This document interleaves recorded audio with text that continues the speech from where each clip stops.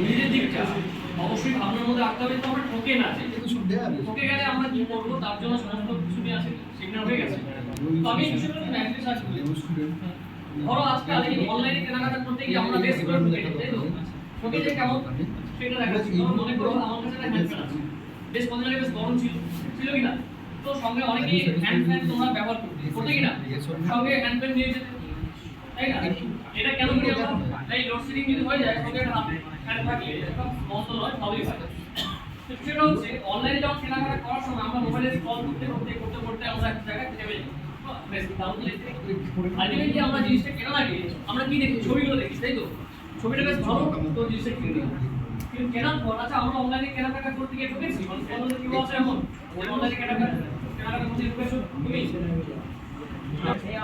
তোমাদের real experience আছে অনলাইনে? তুমি কোন নাম সবাইকে বলে মানুষই? আচ্ছা ঠিক আছে, ও তুমি ভিডিও দেখতে সবাই ভিডিও আচ্ছা ভিডিও এই জামাটা ব্রাইটনেস ছিল আর ব্রাইটনেস ছিল, ব্রাইটনেস ছিল এবং ব্রাইটনেস যখন আসছে ব্রাইটনেস কম ছিল এবং লো কোয়ালিটি ছিল তো।